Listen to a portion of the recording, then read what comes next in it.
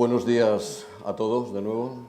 Espero que hayáis podido descansar en la medida que eso haya sido posible, porque creo que anoche se alargó un poco más de lo debido. No para todos, pero para algunos sí que se alargó en exceso. Con lo cual, espero que lo hayáis pasado bien y vamos a centrarnos en el tema, que creo que es de la suficiente entidad e importancia como para que nos detengamos a analizar algunos aspectos, sobre todo los procedimientos de revisión que tenemos en la mesa, ¿no? El objeto, como el título habréis leído en las jornadas, lo hemos titulado Lo que está por venir en materia tributaria. Tratamos de exponer y de analizar el contexto tributario que vivimos con la mirada puesta en todas las próximas reformas tributarias, sus objetivos y las implicaciones que tienen. En particular, quiero hacer una especial referencia a los proyectos del Real Decreto publicados en el BOE el pasado 30 de junio de modificación en los reglamentos de los impuestos directos e indirectos, así como los reglamentos del régimen sancionador tributario, el de gestión e inspección, de recaudación y de revisión en vía administrativa. Y por último, sabremos también si será aprobada próximamente la esperada ley de reforma urgente de trabajadores autónomos. Os voy a presentar a los compañeros de mesa que van a desarrollar todos estos temas. Tenemos a Javier Martín, profesor titular de Derecho Financiero y Tributario, catedrático por la Universidad Complutense de Madrid, asesor fiscal y presidente del Tribunal de la Defensa para... No te rías, Javier, que ya sé lo que estás pensando. Para la defensa del contribuyente.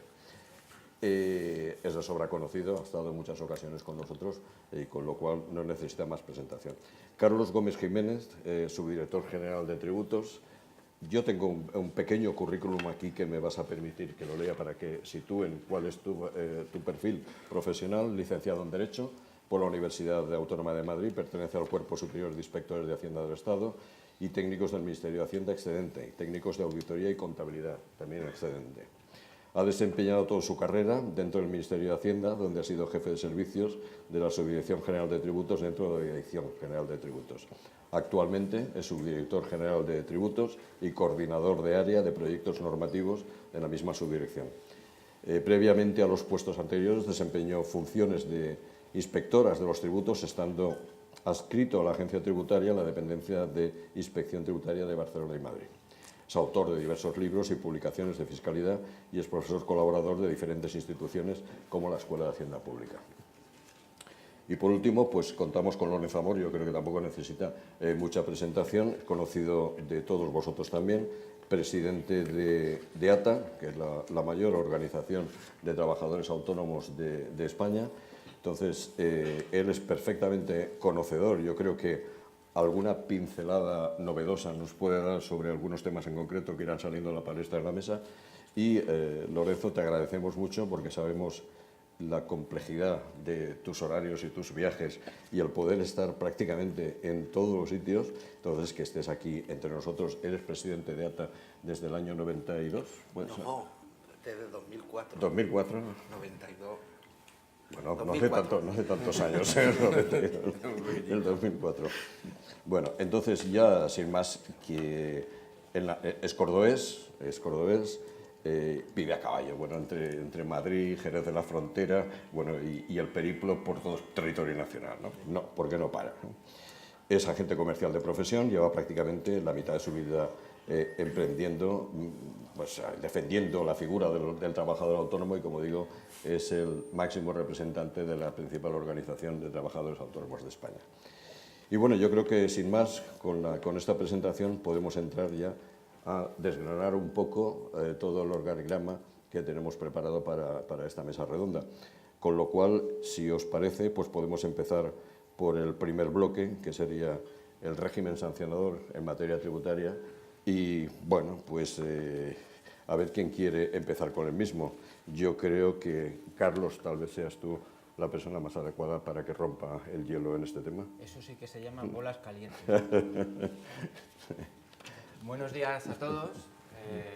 Bueno, como es de recibo, me gustaría expresar mi agradecimiento a Arturo Casinos, personalizando a la Asociación Profesional de Asesores Fiscales de la Comunidad Valenciana, a la organización, a las compañeras de la asociación que han estado organizando el evento, que me parece magnífico. A vosotros, porque la verdad es que me he sentido francamente, no voy a decir en familia, porque a veces en familia casi te tratan peor, ¿no? Pero la verdad que me he sentido muy bien acogido y muy cómodo, ¿no? Bueno, la verdad que el trabajo de los desarrollos reglamentarios de la Ley General Tributaria ha sido un trabajo ingente. Está bastante avanzado el proceso, lo aprobamos en trámite de audiencia pública, terminó el trámite de observaciones el 21. Podemos avanzar, que ya hemos visto prácticamente las observaciones y que bueno, va bien el proceso de aprobación. Unas pinceladas generales para situarnos. Con la modificación reglamentaria no se pretende, digamos, una modificación integral de todos los reglamentos, sino que se pretende fundamentalmente adaptar los desarrollos reglamentarios a las modificaciones que hubo de la Ley General Tributaria, fundamentalmente en la Ley 7/2012, de intensificación de lucha contra el fraude fiscal, y sobre todo la Ley 34/2015, ¿no? que supuso también una fuerte modificación de la Ley General Tributaria. Junto a ello, tenemos diversas cuestiones técnicas que evidentemente ha habido que solucionar a lo largo de la charla. Bueno, iremos desgranando unas ideas generales, porque la verdad es que el desarrollo reglamentario es bastante prolijo, son 150 artículos en total entre todos los reglamentos y claro, como todo desarrollo reglamentario es, digamos, la letra pequeña de cuál va a ser el marco de juego de las relaciones entre la administración y los contribuyentes. Se modifican los cuatro grandes reglamentos: el reglamento sancionador, el reglamento de aplicación de los tributos, el reglamento de revisión y el reglamento general de recaudación. Junto a ello, el reglamento de aplicación tiene una particularidad que le afecta a mi amigo Javier como presidente del Consejo de Defensa del Contribuyente, porque hay una modificación que es pequeñita en cuanto a cuantitativamente, pero que yo creo que cualitativamente sí es importante. Yo creo que Javier puede desgranarla después, porque se modifican determinados aspectos del Consejo de Defensa del Contribuyente, que vaya de suyo es un órgano, yo creo que no muy conocido, pero que hace un trabajo ingente de ayuda al contribuyente, de solventar de una forma pacífica y acordada y cooperativa entre la administración y los contribuyentes determinados problemas que no son objeto de litigio o que no deben ser objeto de litigio a través de instrumentos de acuerdo. Sin más, bueno, voy a pasar un poco a desarrollar las ideas generales que hemos intentado trasladar en el reglamento sancionador. Primero que hay que conocer que el reglamento sancionador se cambia poco, es decir, cuantitativamente es el reglamento que menos hemos tocado. Me gustaría trasladaros unas ideas generales, porque evidentemente podríamos estar hablando de los reglamentos, no sé, igual 2 días o lo que quisiéramos. Primero, se establece siempre, Hacienda se nos acusa que vamos ajustando, ¿no? Vamos ajustando, vamos apretando. Bueno, hay medidas también, buenas para los contribuyentes o agradables. Así, por ejemplo, en el apartado 7º del artículo 15 del reglamento sancionador hemos establecido una excusa, una exonerativa de la infracción tributaria, en la medida en que para los casos en los cuales se exija la presentación de una declaración, una autoliquidación o un documento de forma electrónica y se presente por motivos X, por lo que sea, equivocación, se presenta por vía documental, bueno, pues se le va a dar la posibilidad al contribuyente de que si presenta por vía electrónica antes de que exista un requerimiento por parte de la Administración, exonerar la responsabilidad en cuanto a la infracción formal. Creemos que es un elemento positivo y además que sigue los principios generales de la Ley General Tributaria. Pero siempre y cuando se presente posteriormente por vía electrónica. Evidentemente. Se presenta en documento, se presenta en papel y antes del requerimiento nos damos cuenta de que nos hemos equivocado. Oye, pues se tenía que presentar por vía electrónica. Bueno, pues si lo presentamos por vía electrónica antes de que la Administración mueva ficha, pues en ese caso exoneraremos la responsabilidad tributaria. Luego se especifica la infracción del famoso suministro inmediato de información. Especificamos que solamente se va a sancionar el retraso en el caso del libro registro de facturas emitidas y de facturas recibidas.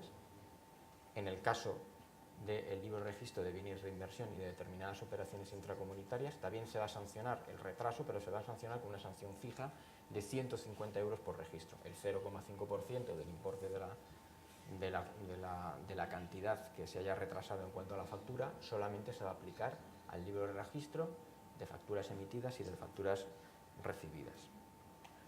Se especifica que la sanción mínima de 300 euros y máxima de 6.000 euros es por trimestre, pero por trimestre natural. Y bueno, hay una serie de regulaciones específicas en relación al IVA de caja, ¿no? Cómo se va a aplicar al IVA de caja. Luego también hemos modificado 2 artículos en el reglamento sancionador que tienen en cuenta la tramitación del delito fiscal, que ya estaba residenciada en los artículos 250 y siguientes de la Ley General Tributaria y que pasa a desarrollarse en el Reglamento de Aplicación de los Tributos y coordinadamente con el reglamento sancionador. En la medida en que, si un procedimiento sancionador se ha iniciado y hay indicios de delito contra la hacienda pública, inmediatamente el procedimiento sancionador, antes se suspendía, ahora no se suspende, concluye.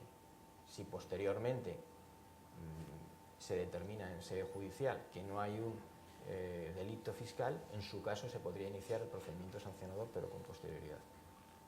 Eso se aplica tanto al delito fiscal como al delito contable del artículo 310 del Código Penal, por su carácter, digamos, equivalente al delito fiscal en sentido estricto. Luego hay una serie de regulaciones muy prolijas, que yo creo que no debe ser objeto de charla hoy, de la interrelación entre los plazos del procedimiento sancionador con el procedimiento de inspección. Cuando hay, digamos, una renuncia a la tramitación separada y una tramitación conjunta, cómo se interrelacionan los plazos del procedimiento de inspección respecto del procedimiento sancionador. Interrupciones justificadas, dilaciones imputables, que ya no se aplican al procedimiento de inspección, pero que sí se aplican al procedimiento sancionador. Eso yo creo que os da una idea general de que, ya digo, que el procedimiento sancionador es el que cuantitativamente y yo creo que también cualitativamente ha sufrido menos modificaciones en esta reforma normativa que estamos realizando. ¿Tú no crees, permíteme, Javier, un segundo nada más, que es algo, no es novedoso, pero lo hemos venido demandando siempre, porque ha sido nuestra impresión cierta, yo creo, de que este procedimiento sancionador se produce con demasiado automatismo, sobre todo en materia de gestión tributaria. En gestión tributaria se produce demasiado automático, ¿no? Y esto es algo que hemos demandado siempre, es decir, bueno, es complicado y es algo que no veo que vaya a retroceder, sino al contrario, ¿no? Esto puede ser que se vaya a hacer más extensivo en general, ¿no? ¿Qué te parece? Bueno, claro, en gestión tributaria y en la gestión, digamos, de la administración tributaria en general, no solamente en gestión tributaria, yo creo que hay que guardar un sano equilibrio, como muchas cosas en la vida, entre un adecuado balance entre lo que es la eficiencia de la gestión tributaria y lo que es la defensa de los contribuyentes. Lo cierto es que en la ley, y como no puede ser de otra forma, está consagrado el principio de culpabilidad, es decir, nadie puede ser sancionado si no se demuestra un mínimo de culpabilidad. También es cierto, y esto está digamos, adecuado a la doctrina constitucional y no se ha declarado inconstitucional y evidentemente pues es legal, que en relación al procedimiento de infracción tributaria, a las sanciones tributarias, al régimen sancionador, va un poquito más allá de la culpabilidad. ¿Por qué? Pues porque tiene el matiz de la simple negligencia, que hace que quizá la acreditación o la percepción de la culpabilidad por parte de los órganos de la Administración tributaria vaya un poquito más allá de, digamos, el derecho penal. Sí es cierto, y por mi parte sería de una tremenda, creo yo, hipocresía, negar que evidentemente en la Administración tributaria, como en muchas administraciones o en muchos ámbitos de la vida, se aplica indebidamente, quizá con especial todavía laxitud, ¿no? Esta laxitud que tenemos a la hora de aplicar. Pero yo, fíjate, yo creo que esas situaciones, también es cierto, se habla muchas veces de cuánto sancionamos, ¿no? Porque claro, yo me pongo, porque soy pequeño contribuyente, me muevo en un mundo de pequeños contribuyentes, en fin, familiares y demás, y claro, siempre te plantean, es que te mandan la liquidación, ¿no? Y has hecho algo mal, y dices, bueno, pues lo voy a pagar, ¿no? En fin, me he equivocado, acepto. Pero claro, lo que no sabe el contribuyente es que, claro, luego le viene la sanción y dice, hombre... Incluso sanciones en aspectos que no tienen trascendencia económica, que pues por un simple fallo, un error, las sanciones son muy automáticas y a veces yo creo que con una cuantía excesiva. Una cuantía excesiva precisamente para el pequeño contribuyente. Los grandes contribuyentes cometen un error y 150 euros, por decir algo, no les supone ninguna merma, ¿no? Pero para los pequeños contribuyentes esto sí que es... También es cierto que yo creo que la Administración tributaria poco a poco está huyendo, y a mí me consta porque, bueno, yo estoy, digamos, en una parte de la Administración tributaria que es el Ministerio, que es la producción normativa, no estoy en la aplicación del derecho día a día, del derecho tributario, pero sí que me consta que hay muchas situaciones donde, con grandes campañas y demás, oye, y se plantea y no se sanciona. O sea, sin perjuicio de que sí, que es cierto que en algunas veces hay excesos. ¿Quieres añadir cosas, Javier? Vamos, el tema de la automaticidad de las sanciones es un tema recurrente. De hecho, me parece, corregirme los catalanes, pero no sé si fue el año pasado o el anterior, Diego Martín en las jornadas de Barcelona se planteó este tema y él dijo que en definitiva había que repensar si realmente esa automaticidad se debía mantener, porque prácticamente, como dice Arturo Carlos, no tanto en inspección, pero sí desde luego en gestión, prácticamente las sanciones no son tales sanciones, sino son prácticamente una cuota incrementada.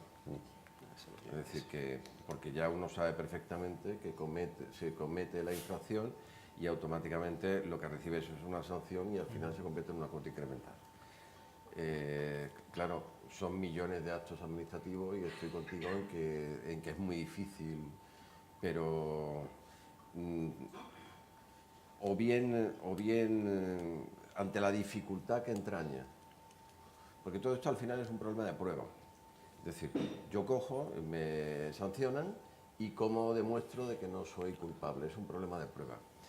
Se le ha planteado al Ministerio en varias ocasiones que ya que en la reforma de 2015 de la Ley General Tributaria se incorporó el principio de cumplimiento cooperativo en materia tributaria, pues se pudiera de alguna manera hacer un desarrollo a través de un manual de buenas prácticas con que contaran inicialmente los despachos profesionales y las empresas y posteriormente los contribuyentes de alguna forma en general, que pudieran tener un manual de buenas prácticas de forma, oiga, mire usted, si yo sigo el manual de buenas prácticas que yo he comunicado a la agencia tributaria y que efectivamente lo he cumplido y esto obedece exclusivamente a un fallo totalmente ajeno a nosotros, pues con eso en definitiva se eliminarán las sanciones. En definitiva supondría hacer, digamos, lo comentábamos Lorenzo y yo ayer por la noche, pues prácticamente dos categorías de contribuyentes: los contribuyentes que normalmente hacen las cosas bien y los contribuyentes que no quieren de alguna manera estar en este carro de hacer las cosas bien. Algo hay que hacer, porque ya os digo que sobre todo en gestión las sanciones se convierten en una cuota incrementada y eso había que eliminarlo. Pero claro, los reglamentos, que es lo que estamos viendo, no son el instrumento normativo adecuado para poderlo hacer. Pero sí es cierto que de alguna manera se podían incorporar algunas previsiones parecidas a las que se hace con la presentación telemática. Es decir, usted debía de presentar de forma telemática, no lo presenta, lo presenta de otra manera, y automáticamente, si al cabo dentro del plazo, pues usted lo presenta de forma telemática, pues se le exonera de responsabilidad. Entonces yo creo que esa solución, que me parece muy válida para la presentación propia telemática, se podría de alguna manera generalizar a bastantes más supuestos. Hay una crítica, y la conoce Carlos, a todos los reglamentos, y es que, vamos a ver, la reforma de 2015 de la legislación tributaria fue la reforma de más profundidad que se ha hecho en la ley en los últimos años. Pero es verdad, ayer lo viste en la ponencia de Comesta Boada, que en definitiva hay muchos temas sin resolver. ¿Qué es lo que se ha planteado en el reglamento? Pues la cocina donde se han elaborado los reglamentos.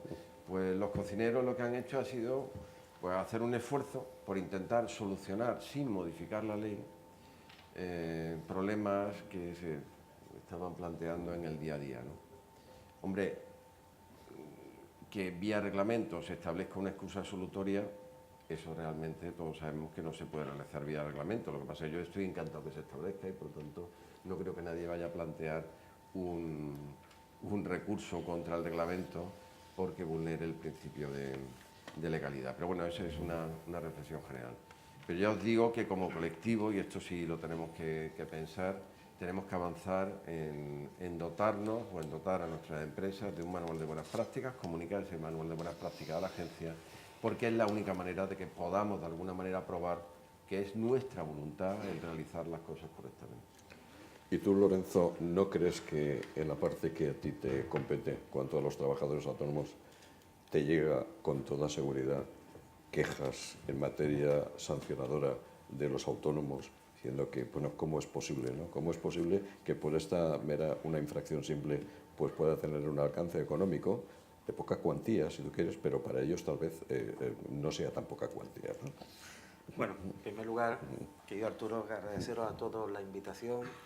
Encantado de participar con vosotros en esta jornada, de haber compartido la cena. Felicitar a todos aquellos que ayer fueron reconocidos por su trayectoria profesional.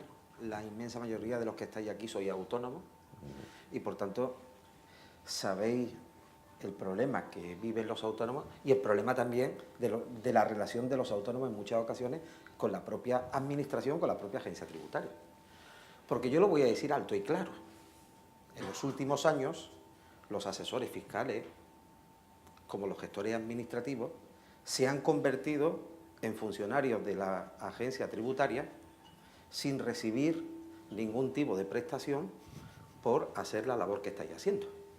Pero es así de claro, porque cada día las obligaciones para vosotros son más, el trabajo cada vez más, cada vez se complica la cosa mucho más, y cuidado, sanciones que también caen sobre vosotros.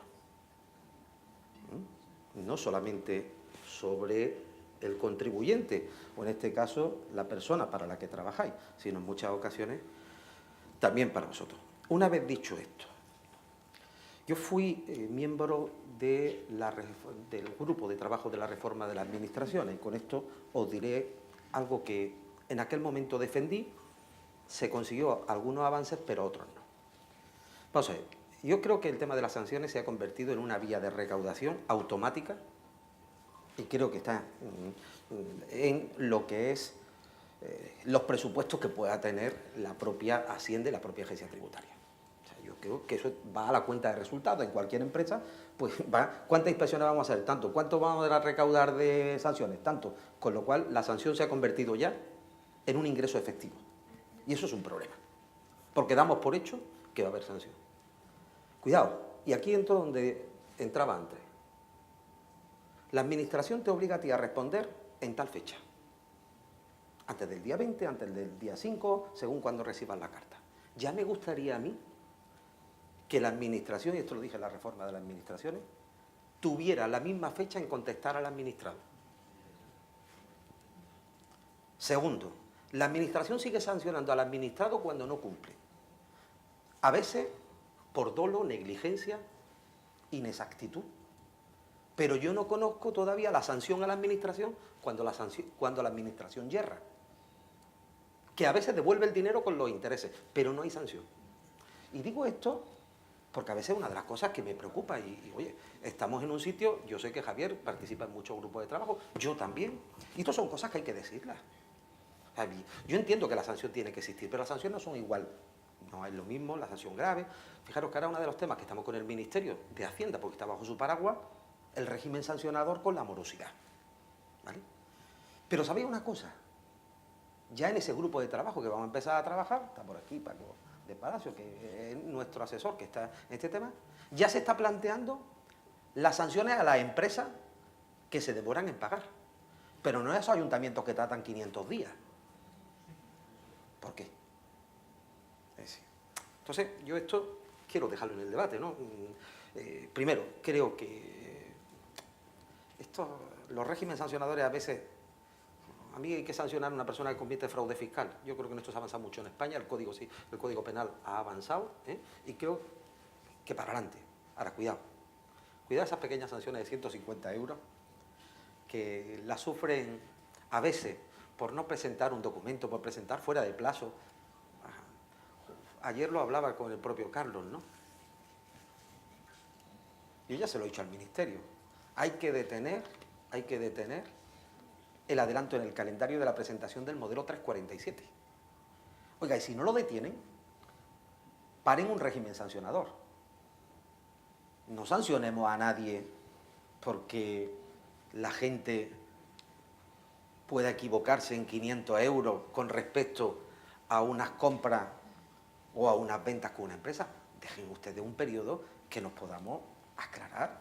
O sea, es que ya esto es una nueva carga, una nueva traba, no solamente a vosotros como asesores, que ya tenéis bastante trabajo en el mes de enero, sino para el propio autónomo. Porque cuando tú te equivocas, el problema es que tienes encima el leñazo y además es automático. Oye, Por ahí... Lorenzo, perdona, ya que has sacado el 347, has inventado la bicha. Al final, ¿cómo ATA se ha planteado el tema ante el Ministerio? No, yo espero que en los próximos días el ministro nos pueda contar algo. Tengo confianza, ¿no? No se puede decir nada en positivo todavía, pero yo espero Lorenzo, que el ministro anuncie algo bueno. Esa sonrisa delata algo, ¿no? Yo no voy a contar algo que no tengo. Si yo tuviera la capacidad del BOE, no cometería el error de adelantar el modelo 347. Ahí lo dejo.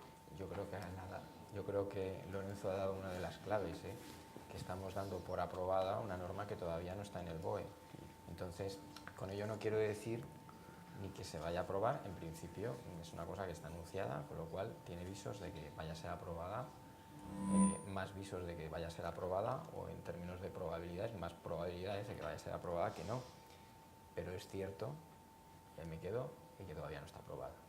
Entonces, yo creo que hay que ver cómo se desarrollan los... Yo os invito que, como está en consulta pública, creo que todavía no ha terminado, que el buzón de consulta pública lo colapsemos. Yo, sobre ese particular, no hace falta que... como he tenido que contestar muchas observaciones últimamente, digamos que aquí no funciona el término las mayorías asamblearias ni las mayorías democráticas. O sea, no somos muy demócratas en cuanto a las observaciones. Nosotros, cuando vemos que una observación, aunque lo haya realizado una persona, la vemos factible, la vemos razonable, la atendemos.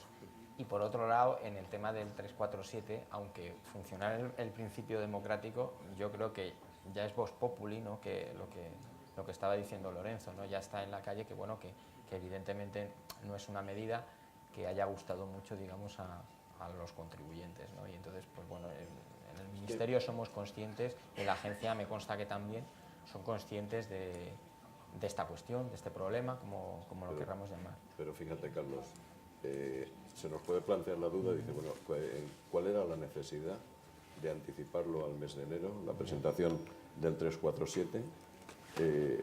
Nosotros somos mal pensados por naturaleza, alguna vez nos equivocamos y yo creo que otras bastantes pues acertamos, ¿no?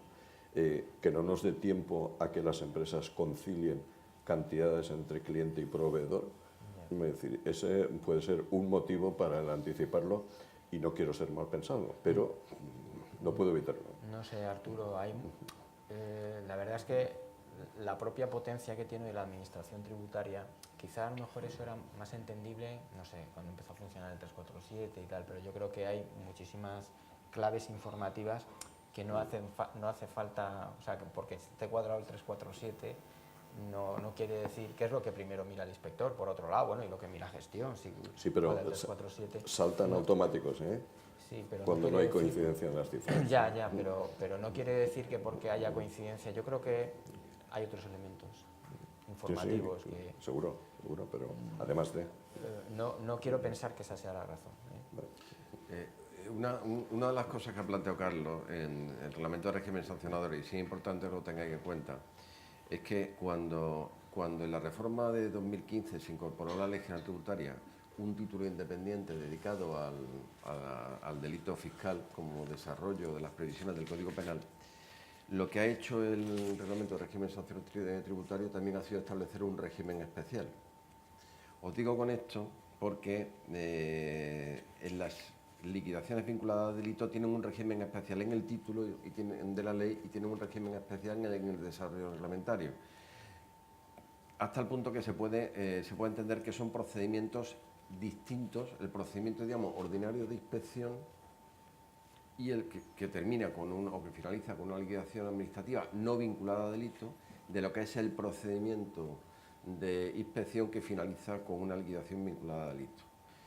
Esto además tiene mucha importancia porque los tribunales que hacen una interpretación sistemática de la norma van a entenderlo de esa forma. No hay, digamos, no va a haber interrelación entre el procedimiento de inspección ordinario y el procedimiento vinculado a delito. No, os lo digo, vamos, normalmente la mayoría de vosotros no vais a tener liquidaciones vinculadas a delito en vuestros clientes. ¿Cambiamos de registro? Sí. Venga, nos vamos a, por ejemplo, el procedimiento inspector, ya que hemos empezado a hablar de... recordar que ha sufrido una reciente reforma en el año 2015, el procedimiento inspector. Se reforzaba, de alguna manera, el poder de la Administración concediendo más plazo para realizar su trabajo, así como más facultades, ¿no?, para determinar la deuda tributaria. ¿Qué nos espera? ¿Qué nos modifica ahora este nuevo reglamento en cuanto al procedimiento inspector? Bueno, si no te importa, Carlos, hago una observación general. Aquí está sentada Ana Juan y nosotros hemos escrito de forma conjunta mucho sobre la reforma de 2015 en el procedimiento inspector. Y lo primero y por eso era una antesala de tu intervención, lo primero que tenemos que tener claro es que algo había que hacer y la solución actual es mejor que la que había. Por tanto, la solución de la ley de la reforma de 2015 viene a, digamos, mejorar la posición del contribuyente que es inspeccionado. Sé que el resto de mis colegas, Ana, corrígeme, el resto de mis colegas han mantenido y siguen manteniendo lo contrario. Yo prefiero tener unos plazos máximos de duración de las actuaciones inspectoras, que la Administración no tiene más remedio que finalizar dentro del plazo, sin que haya dilaciones imputables al contribuyente, dilaciones imputables a la Administración, etcétera, y que la Administración se ponga las pilas y finalice dentro de ese plazo. Eso es una garantía para los contribuyentes. Por tanto, no entendáis que es todo lo contrario. Sé que esto, que lo que nuestros colegas dicen, es todo lo contrario, pero nos da mucha más seguridad jurídica la regulación vigente. Perdona, Carlos, porque quería... Bueno, yo sobre eso, yo creo que habría que esperar un poco. A mí me da la sensación que los españoles en general somos muy dados a dar juicios o... Sí, saltar, ¿no? Enseguida tal, acaba de publicarse una norma, ¿no?, y enseguida ya decimos, esto va a ser una catástrofe o va a ser la solución de los problemas, ¿no? Entonces yo creo que al final las soluciones de los problemas y las catástrofes no las generan las normas, sino las generan los aplicadores del derecho, que somos todos. Entonces vamos a dejar a ver cómo funciona la norma, vamos a ver qué resoluciones administrativas de los tribunales, quiero decir, vemos qué resoluciones jurisdiccionales vemos y vamos a dejar trabajar la norma. Como toda norma, no se hizo, digamos, por una cuestión gratuita, que se dijo, una persona se levantó por la mañana y dijo, vamos a cambiar el tema de los plazos del procedimiento de inspección. Nosotros éramos conscientes de que no funcionaban bien. Se habían convertido en una especie de lucha para ver si te va los 12 meses, si se da lo de los 6 meses, en fin. Eso generaba también una depauperación de la propia actividad jurisdiccional, porque muchas veces señores magistrados del Supremo, magistrados de los TSJ, se limitaban o sea, digamos, la ratio decidendi de un pleito era contar días. Entonces, claro, había llegado a ser un auténtico un sistema un tanto, y permitidme la expresión, kafkiano. ¿Qué se pretende con la reforma? Dar certidumbre y dar rapidez al procedimiento. Os hablo desde la perspectiva de la inspección, digamos, de cartera. Yo hace tiempo que no estoy en la inspección de cartera, pero sigo teniendo, digamos, ponerme en el lado de los plazos, ¿no? O sea, el hecho de que hayan desaparecido el tema de las dilaciones y el tema de la interrupción, desde un punto de vista instintivo o de un punto de vista de lo más profundo del inspector, el inspector tiene ahí la espada de Damocles. Y ayer charlando con Manolo, ¿no? Me decía, dice, dice, si es que los procedimientos ahora, o sea, la gente sabe que está ahí el plazo y aparentemente parece un plazo muy amplio, pero no es tan amplio teniendo en cuenta lo del tema de las dilaciones e interrupciones. Entonces, bueno, yo creo que nos tenemos que quedar con la idea que la DILA entró en vigor el 12 de octubre del 2015, estamos viendo y vamos a ver cómo funciona. Muy bien. ¿Queréis añadir algo más del procedimiento inspector o pasamos a otra cuestión? Hay cuestiones, Sí, hay cuestiones puntuales, pero yo creo que esas cuestiones puntuales que han sido objeto de observaciones, pues se resolverán. Vamos a darles. ¿Qué? Que vamos a darle tiempo que se resuelva. Vamos a darle tiempo. Ahí.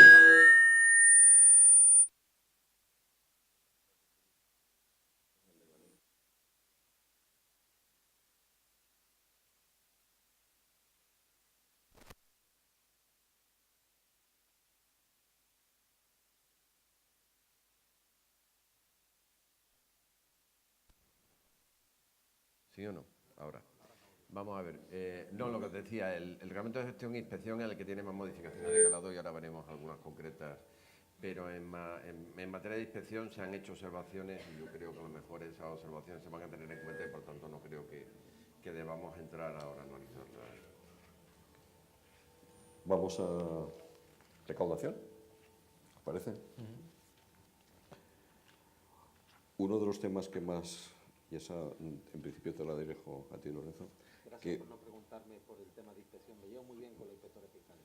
Me invitan todos los años a su jornada. Perdona, yo también. Yo me llevo estupendamente con ellos. Luego cada uno defendemos nuestra postura, pero nos llevamos estupendamente bien, ¿no?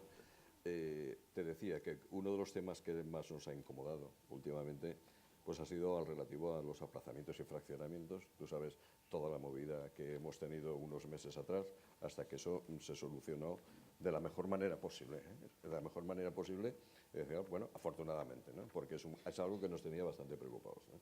Me interesa saber tu opinión en cuanto al impacto de esas últimas reformas en materia para el colectivo, de los fraccionamientos y aplazamientos de pago. Bueno, tú esto lo has vivido en primera mano. Yo el 13 de diciembre del pasado año dije que los aplazamientos se iban a mantener hasta 30.000 euros sin ningún tipo de cambio y de forma automática. Es verdad que había que buscar la percha legal, la instrucción de Hacienda correspondiente, instrucción del Departamento de Recaudación correspondiente, que se hizo y se puso en marcha. Claro, algunos podrán poner en duda el procedimiento que se ha llevado a cabo, si se ajusta más a derecho o no se ajusta más a derecho, pero la verdad es que a día de hoy los aplazamientos automáticos están, que para mí es lo importante. Sí es verdad que ese mismo día 13 de diciembre, cuando nosotros mantenemos una reunión con el Ministerio de Empleo y con el Departamento de Recaudación, uno de los aspectos que analizamos y que lo ponemos de manifiesto, los aplazamientos se habían convertido en que la administración era un banco prestando a un tipo de interés, porque había gente que utilizaba los aplazamientos como una póliza de crédito. Y ahí nos sentamos con Hacienda y dijimos que íbamos a hablar, a ver ahora, estamos esperando ver los análisis de cómo ha evolucionado este año. Pero ahí todos teníamos que ser conscientes, porque había gente que tenía una póliza de 30.000 euros durante todo el año. Cuando llegaba el trimestre pagaba la parte que le correspondía y volvía a seguir. Y seguía en el máximo, en los 30.000. No se veía un cambio, ¿de acuerdo? Entonces, pues claro, esto a la administración le preocupa porque es verdad que ese banco, esa financiera es de todos. Y a nosotros también nos preocupa porque queremos que se mantengan los aplazamientos. Y queremos que esos aplazamientos sirvan para el que realmente lo necesita. No para aquel que tiene continuamente los 30.000 euros, porque le sale más rentable hacerlo con la agencia tributaria que irse a un banco a solicitar un préstamo. Yo sí afirmo que los aplazamientos se van a mantener para el año 2018. Ahora vamos a ver los límites y de forma automática. Yo creo que los límites seguirán a los 30.000 euros porque es mucho más cómodo para el Departamento de Recaudación la aplicación que tiene en estos momentos que bajar esos límites, ¿de acuerdo? Pero sí es verdad que no habíamos comprometido y que va a haber un análisis para ver la evolución que había tenido este año los aplazamientos y nos tendremos que sentar a ver ese análisis. En algún periódico, en alguna revista, el ministro ya dijo que para el 2018 se mantenía. Ahora, el siguiente tema que tenemos que ver es los límites, que yo imagino para evitar todo este mecanismo. Creo que es mucho más complejo cambiar el mecanismo que hay de respuesta automática a la solicitud de aplazamiento telemática. Es mucho más complejo cambiar los límites que mantenerlos. Entonces, bueno, con eso tranquilidad, de momento. El tema de los aplazamientos de funcionamiento, cuando se modifica de forma, se modifica deprisa y corriendo la ligereza tributaria y nos encontramos con que no se puede aplazar el IVA, todos los supuestos que se acredite que las cuotas no se han pagado, automáticamente pues todo el mundo decimos ya es materialmente imposible. Se hace un esfuerzo porque ATA se mueve y determinados colectivos nos movemos, el propio Consejo de Defensa del Contribuyente también lo hace y conseguimos esa instrucción que habla Lorenzo de la agencia tributaria. Aquí el problema se plantea, el tema más o menos está resuelto en el ámbito estatal, no está resuelto en el ámbito autonómico y local. ¿Por qué? Porque en el ámbito autonómico y local mantienen que con la ley general tributaria como está, no permiten ciertas cosas. Entonces sería bueno, conveniente, que la subdirección de este señor pudiera de alguna manera promulgar una consulta vinculante y que aclarara que eso se aplica a todos los ámbitos, porque la legislación tributaria se aplica, como todos sabéis, al Estado, comunidades autónomas y entidades locales. Por alusiones, claro. Nosotros, yo voy a retrotraerme un poco por lo general y voy a intentar. Yo creo que la historia de los 30.000 euros es una historia de éxito que empieza, digamos, de una cuestión problemática. Me explico. Yo creo que la historia de los 30.000 euros sirve para haber plasmado cómo el gobierno, en concreto el Ministerio de Hacienda, el ministerio que yo pertenezco, está al servicio de la economía general y de todos los españoles y de un tejido económico que debemos cuidar en todo momento, que es el tejido de los autónomos, de las pymes, de las pequeñas y medianas empresas, que realmente son las que... Perdona, porque me están diciendo que no se oye, de ahí no se oye. ¿No se oye nada? Tal vez sea el micro. Carlos, mírate a ver si tienes el teléfono al lado de la petaca. Igual el teléfono. Cámbiatelo de lado. Ahora. ¿Ahora? Sí. Sí, no, sin problema. ¿Se oye bien? ¿Sí? Bueno, yo creo que es uno de las historias, digamos, de éxito, ¿no? En donde hay una colaboración entre la administración y los contribuyentes, en este caso los pequeños contribuyentes, con Lorenzo, o otra gente que se mueve, ¿no? Y nos damos cuenta de que, bueno, pues, que se ha podido generar un problema y el problema se soluciona. Ahora bien, para mí lo más paradójico de todo esto, evidentemente, detrás de una decisión que evidentemente es de oportunidad, es una decisión política, tiene que estar fundamentado, como no puede ser de otra forma, en un sometimiento a la legalidad. Nosotros pensábamos que, que la instrucción está sometida a la legalidad, es legal, entra dentro de la apreciación de la prueba por parte de la Administración, pero os voy a contar una anécdota. Nunca vivimos, los españoles, es que nunca vivimos en el mejor de los mundos. ¿Por qué? Porque yo me encontré artículos, no recuerdo ahora el diario, pero sí que me encontré artículos en la prensa económica de gente, de un colectivo de asesores, y yo creo que era una persona con bastante predicamento, diciendo que era ilegal. O sea, yo de verdad, hay gente que el afán de protagonismo, cuando se soluciona un problema, hay un problema, se soluciona.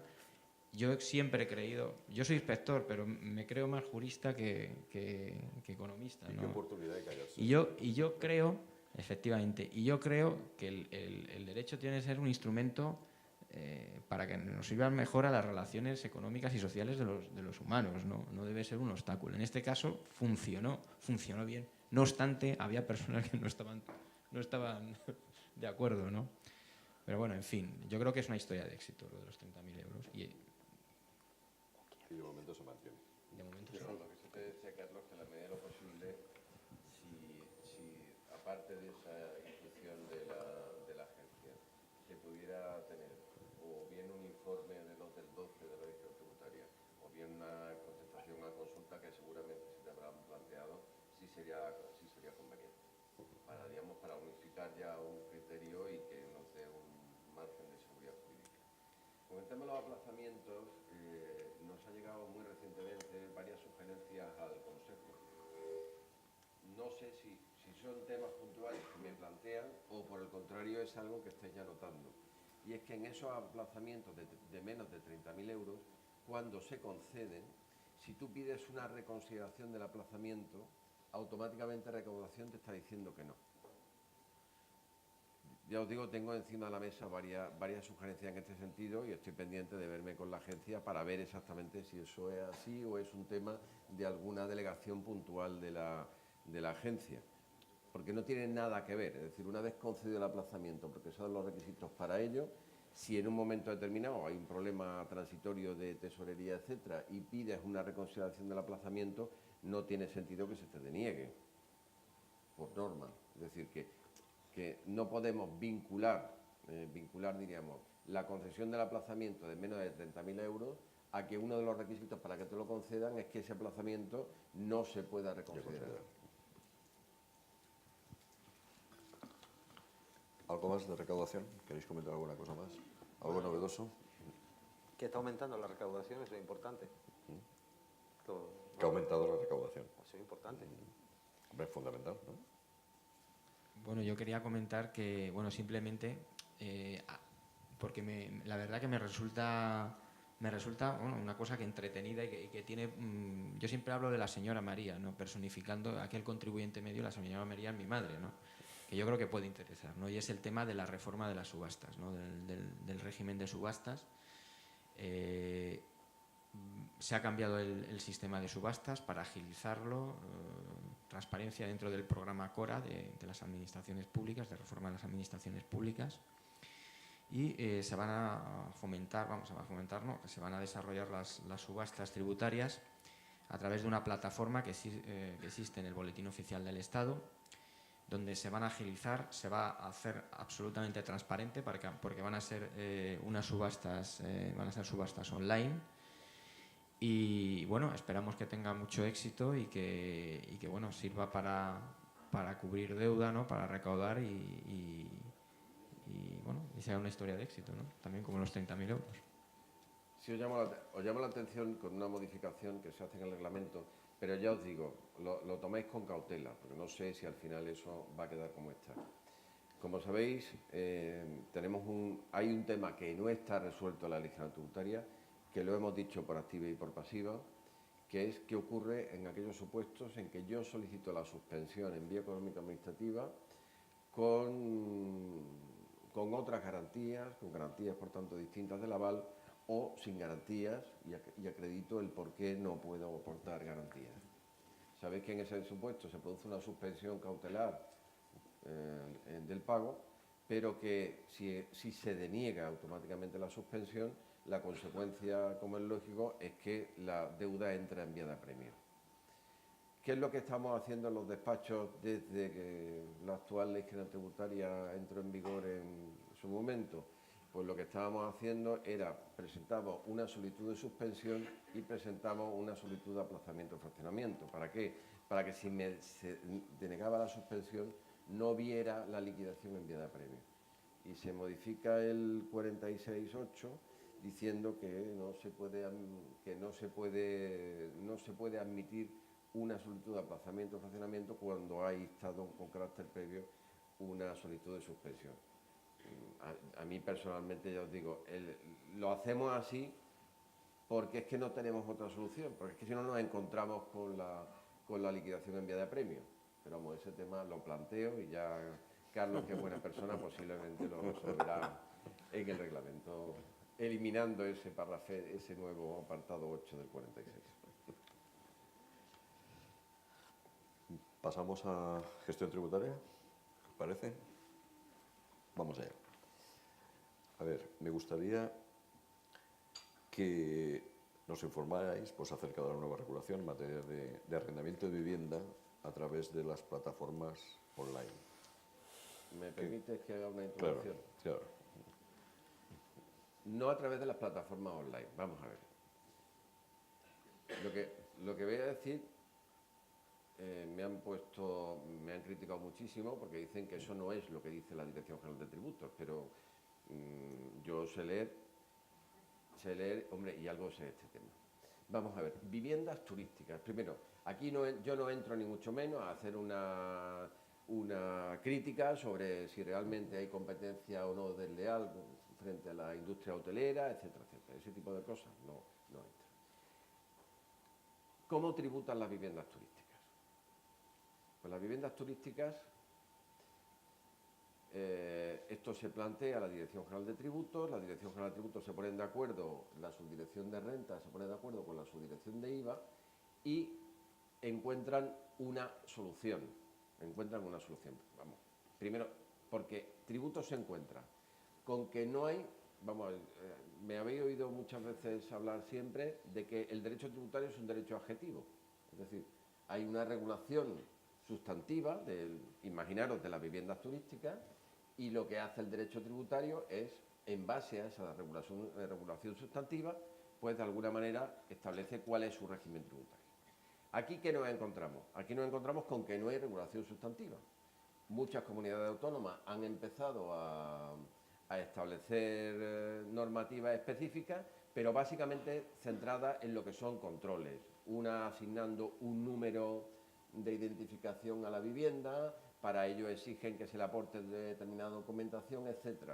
El Ministerio de Interior no ha hecho absolutamente nada, es decir, que aquí se exige a los hoteles pues que vayas con tu DNI, etcétera, y un plazo para comunicar los datos. Sin embargo, eso no se ha hecho en las viviendas turísticas. Es decir, estamos ante un sector ahora mismo sin regulación. Y sin regulación, además estamos ante un sector sin regulación, y si me apuráis, sin regulación, que además no es homogénea entre las comunidades autónomas. Bien, eso primera cuestión. ¿Qué es lo que hace Tributos? Pues Tributos dice, bueno, pues voy a aplicar los principios generales. Y dice, oiga, mire ¿usted qué es lo que hace? ¿Qué servicio presta en la vivienda? Mire usted, yo lo único que hago, hay mucha gente que hace así, que yo tengo mi casa y yo el viernes y el sábado pues me voy a casa de mi hermano y lo arriendo como vivienda turística. ¿Presta usted algún servicio? No, mire usted, yo lo único que hago es que la limpio, pongo las sábanas y toallas y ya está. Llego, le entrego las llaves y cuando los tíos se van me la dejan en el buzón. O por el contrario otro que tiene una vivienda y hace exactamente igual. Y dice Tributos, entonces usted no presta un servicio de hostelería adicional. ¿Y qué se entiende por servicio de hostelería adicional? Pues que hay un señor que le abre y cierra cuando llega a las 2 de la mañana, que tiene un pequeño restaurante o que tiene un bar, etcétera, etcétera, o que tiene un servicio de lavandería para plancharle la ropa. ¿Usted eso no tiene? No, mire usted, yo no tengo ese tipo de servicio. Pues si usted no tiene ese tipo de servicio y solamente lo único que hace es darle la llave, recogerle la llave y que esté todo en perfecto estado de revista, usted tiene en el impuesto sobre la renta un rendimiento de capital inmobiliario y por tanto, como es capital inmobiliario porque se identifica al arrendamiento de vivienda, está exento de IVA. Esa es la primera, en caso de que se presten esos servicios de hostelería, pues nos encontraríamos ante un rendimiento de actividad económica en el impuesto sobre la renta y nos encontraríamos ante una operación sujeta a IVA. Ese es el criterio que se sigue. ¿Y por qué? Y decir, pues vaya criterio más mal a lo mejor fundado o armado desde el punto de vista de la normativa tributaria, porque no hay regulación sustantiva. Claro, el tributor no se puede ahora montar a decir, mire usted, a dar un concepto de vivienda turística y a desarrollar cada uno de los elementos. Para eso, ¿por qué? Porque no es competencia ni del Ministerio de Hacienda. Esa es la situación, ya os digo, que tenemos actualmente. Cuestión distinta es las relaciones ya entre el propietario de la vivienda y las plataformas que tú decías, que no son más que una prestación de servicios que realiza la plataforma hacia el propietario y que, lógicamente, una prestación de servicios donde se aplican las reglas generales de IVA, porque el servicio se entiende prestado en España, aunque la plataforma esté en Estados Unidos, pero el servicio se extiende prestado en España y, por tanto, la plataforma le tendrá que repercutir IVA español al 21% como el LOT. Lorenzo, querías añadirlo. Vamos a ver, el problema de las plataformas no es un problema solamente de la Dirección General de Tributos, no es un problema de la Hacienda Española, no es un problema de España, es un problema donde la propia Unión Europea no ha sabido todavía ni atajar ni resolver, y es uno de los grandes problemas que en estos días estamos viendo y estamos oyendo cuánto se deja recaudar en IVA en Europa por el tema de las plataformas digitales, ¿no? Yo creo que esto es algo que tenemos que solucionar tanto desde el punto de vista fiscal como también desde el punto de vista laboral, porque todos los grandes problemas es cómo asignamos a esos trabajadores, a esas personas, esas relaciones, son relaciones mercantiles, son relaciones laborales. Es uno de los grandes debates que se está abriendo en Europa, que se está abriendo en España y que evidentemente hay que solucionar, porque esto está empezando. Esto está empezando. Plataformas como Airbnb, como Uber, como Cabify, podríamos hablar, están empezando. Deliveroo, Globo, vamos a más y por tanto es uno de los grandes problemas. Fijaros que en la propia subcomisión que tiene que estudiar la reforma del RETA, uno de los puntos que va a tratar en esa subcomisión va a ser qué pasa con el trabajo en estas plataformas, ¿no? Y las relaciones que tienen estas plataformas con las diferentes empresas. Pero yo sobre este tema tengo que decir una cosa, ¿no? Vamos a ver. Yo reconozco que en el momento que hay una prestación de servicio o bien a un tercero, se produce una actividad económica. Aquí el problema es que lo primero que tiene que haber una homogeneidad en las comunidades autónomas. Saber las comunidades autónomas qué tipo de registro tienen que tener esas viviendas. Con cuántas pernoctaciones, es decir, horas, días, hay que comunicar a Guardia Civil y Policía que ahí hay una persona. ¿A partir de cuántas pernoctaciones consideramos que es una actividad económica? Y si es de larga estancia, consideramos, como tú has dicho, que es un alquiler estable. Pero eso hay que empezar a delimitarlo. Porque claro, ustedes saben que este año ha habido récord turístico en España, pero sin embargo se ha recaudado menos IVA. Nunca hemos tenido tantos visitantes como en España como este año. Gastan menos. Ya. O se alojan en sitios diferentes a donde antes se alojaban, que hay un IVA que se queda en este país. Porque, claro, creo que por ahí hay algún informe, ¿no? La cantidad de clientes que ha tenido AINV en España en este año y cuántos han declarado. O sea, nosotros esto llevamos denunciando desde hace tiempo, porque no solamente ahora los que se están empezando a quejar son los hoteles. Nosotros que tenemos dentro de nuestra organización a la gente de turismo rural, veníamos denunciando que las casas y los alojamientos de turismo rural pagan su IVA, pero estábamos encontrando con que hay muchos sitios donde hay gente que se dedicaba a alquilar su casa, a cobrar, y claro, era una competencia desleal a quien está dentro y quiere estar dentro del sistema ilegalizado. Y yo creo que aquí los servicios de inspección, tanto del Ministerio de Hacienda como del Ministerio de Empleo, tienen que poner pie en pared. Lo que pasa con estas cosas... Y lo digo muy claro. Javier y yo solemos ir. En el mes de mayo, mes de junio, se alquilan más de 1.000 casas en el Rocío a más de 6.000 euros. Y ninguna paga IVA, ¿eh?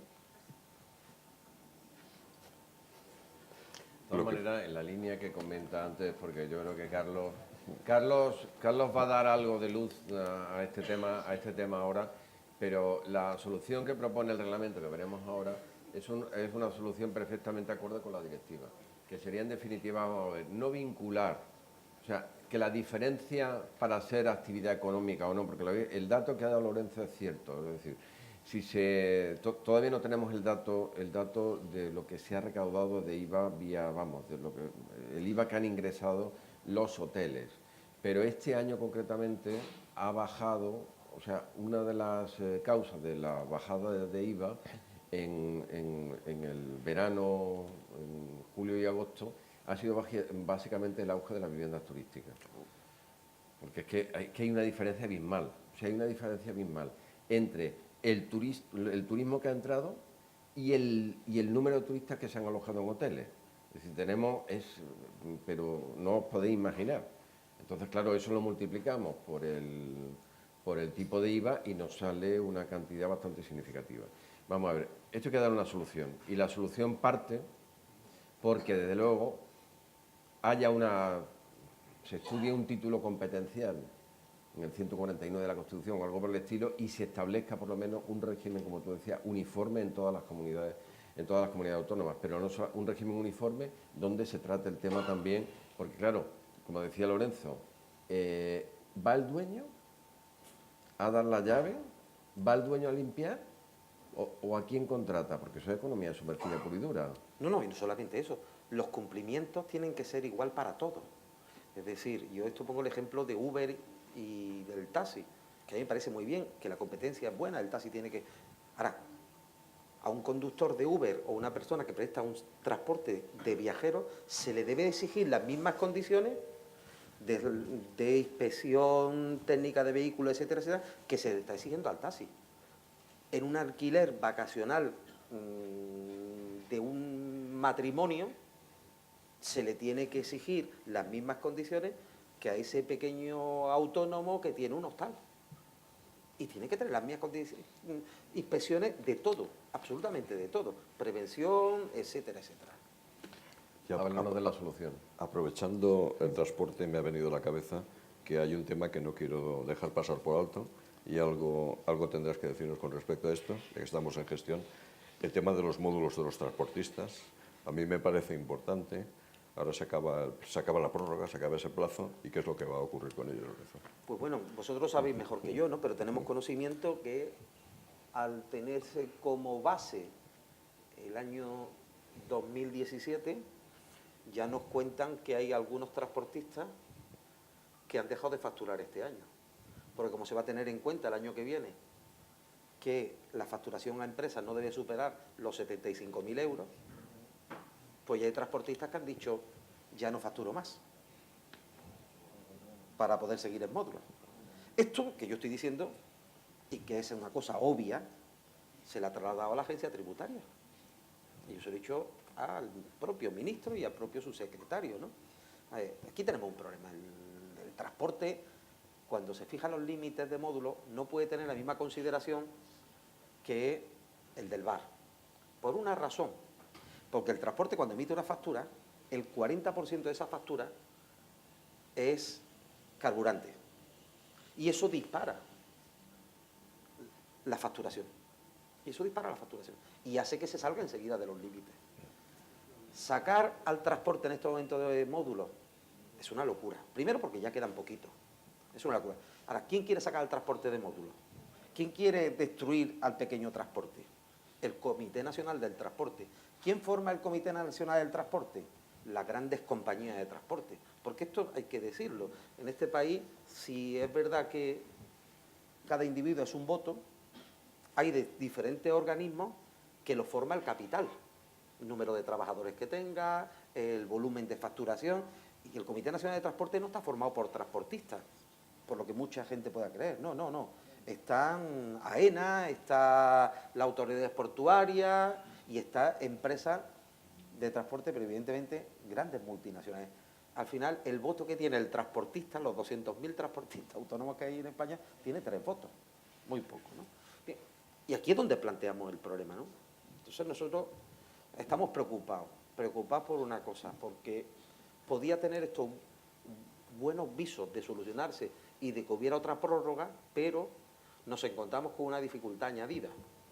Y la dificultad es que si se prorrogan los presupuestos, como la prórroga aparece en los presupuestos del año 2016, solo puede haber una prórroga con unos presupuestos. Con lo cual, se nos ha complicado la existencia. Yo ayer, Paco antes de ayer llamó al subsecretario y se lo dijo textualmente. Dice, tenemos un problema. Dice, porque los que están pidiendo lo de los módulos son los transportistas de los puertos. Vayamos a solucionar los de los estibadores y tengamos ahora un problema con el transporte de los puertos. Vamos a ver el Ministerio, pero yo espero que se establezca una nueva prórroga de 2 años. Sobre todo, y yo lo estoy diciendo, para el sector del transporte. Yo creo que aquí hay 2 sectores que en el tema de módulos lo tienen más complicado, que son transporte y agricultura. Y digo, no estamos diciendo de aumentar, sino mantener los límites de facturación que ha habido en estos 2 últimos años. Bueno, en agricultura ten en cuenta que con la reforma además que viene de la PAC y eso, yo creo que el planteamiento del Ministerio, por lo menos por la información que tengo, es que se van a mantener los módulos en agricultura. Sí. O sea, lo que pasa, y se mantienen los módulos en agricultura fundamentalmente porque el control por parte de la agencia tributaria es muchísimo más sencillo. Y el tema, yo creo que esto del transporte sí hay que conseguirlo, pero básicamente por lo que tú dices, que el 40% de la factura es carburante. Fíjate que una de las cosas que digo, Carlos, que nos transmitía en su momento el amigo Rufino, el transporte facturaba en el último trimestre del año tanto como facturaba en los 3 trimestres anteriores, menos en este año. Este año van a cambiar las tornas. Todos sabemos por qué lo hacía, pero eso se ha ido cambiando. Es verdad que eso se ha ido invirtiendo, ¿no? Pero este año van a saltar las alarmas, porque este año vuelvo a insistir. Conozco y nos han llegado informaciones que hay muchos transportistas que han dicho, hasta aquí, lo que facture a partir de ahora no me cuenta para este año. Seguimos con viviendas turísticas, Carlos, ¿no? Yo no sé si contar un poco de viviendas turísticas, ya que habéis saltado el tema, pero, a ver, el tema del 54 TER, yo creo que, no sé si es que a lo mejor hemos fallado en nuestra forma de publicitarlo, la gente no ha tenido mucho interés, ha estado el tema de las plataformas colaborativas que las mencionábamos expresamente, pero justamente, a ver, el 54 TER, primera cosa que hay que conocer. Del reglamento de gestión e inspección. Del reglamento de que gestión. Sería un nuevo precepto. Afecta a todos los intermediarios de viviendas turísticas, no solo a las plataformas colaborativas. Es decir,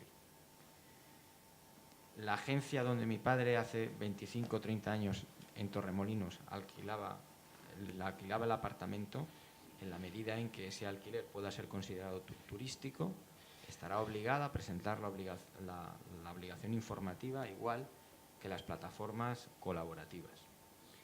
La mención expresa que se hace a las plataformas colaborativas tiene un carácter didáctico y evidentemente tiene un carácter de invitación que estas empresas El 54 ter, ¿por qué se saca? Pues evidentemente, yo creo que nadie, por ejemplo, en Luxemburgo se plantearía por qué en Luxemburgo se ha sacado una determinada medida sobre su sistema financiero. Si hay gente que está viniendo nuevos modelos de negocio en su sistema financiero. En España, evidentemente, vivimos fundamentalmente del turismo, es nuestra gran industria, creemos que hay que cuidarla y, vamos, yo creo que es perfectamente lógico el establecimiento de este artículo. Segundo, ¿qué se considera intermediario? Bueno, pues aquí el concepto de intermediario no viene definido en el propio artículo y es un concepto de carácter jurídico, es decir, es lo que dice el Tribunal Supremo que es intermediario y que coincide, curiosamente no siempre coincide la economía con el derecho y nosotros entendemos que es aquel que digamos que contribuye a la confluencia entre oferta y demanda, es decir, una empresa, una plataforma colaborativa que se dedica a poner anuncios, no sé, tipo modelo de negocio, pues idealista, fotocasa, tal, un simple anuncio en una página web es confluencia per se entre oferta y demanda. Bueno, pues creemos que desde el Ministerio que eso no es confluencia entre oferta y demanda. Y bueno, y es una simple obligación informativa. Nosotros cuando hemos hablado con el sector de las plataformas colaborativas, que evidentemente pues estaban muy sensibilizadas, ¿no? Porque tocaba su modelo de negocio, les hemos tranquilizado, les hemos dicho que no siempre todo modelo de negocio de las plataformas colaborativas entra en intermediarios, sino que serán intermediarios los que lo sean y los que no lo sean pues no tendrán que presentar la obligación. Y en segundo lugar, que también les hemos trasladado que otros países, como por ejemplo Italia, se están planteando medidas más duras, como retenciones. Nosotros queremos, desde el Ministerio, que va a ser una buena medida para, digamos, transparentar el sector, que el propio sector no se vea criminalizado y de ordenar de una forma, digamos, desde un punto de vista tributario el sector. Porque uno de los principales problemas, y yo creo que tanto Lorenzo como Javier lo han mencionado, es que la normativa es de carácter sectorial, es una competencia autonómica y no es que no exista normativa, es que existe una normativa, pero existe una normativa diversa, aunque sí que hay una serie de denominadores comunes que coinciden. Y sobre el concepto de lo que es piso turístico o actividad de vivienda de pisos turísticos, aquí quiero que os quedéis con la idea clara de que una cosa es lo que la doctrina de la Dirección General de Tributos en relación al alquiler turístico a efectos de la calificación de la renta y a efectos de la calificación de la operación dentro del IVA, y otra cosa es lo que es alquiler turístico a efectos de esta obligación informativa. Y es alquiler turístico lo que pone en el artículo que es alquiler turístico, no otra cosa. Es decir, que podrían darse casos en los cuales es alquiler turístico de acuerdo con el artículo 54T, es decir, tienes que presentar la informativa, pero a lo mejor no es alquiler turístico de acuerdo con la doctrina de la Dirección General de Tributos en cuanto a la aplicación del IRPF y del IVA. Un apunte en relación y perdona que igual me estoy extendiendo mucho sobre la economía colaborativa. Creo que los otros dos ponentes y yo antes de estudiar un poco la economía colaborativa, no es que sea ningún experto, y a lo mejor los que estamos todos aquí caemos en una trampa. El concepto de economía colaborativa es un concepto que yo creo que es un término que es inadecuado.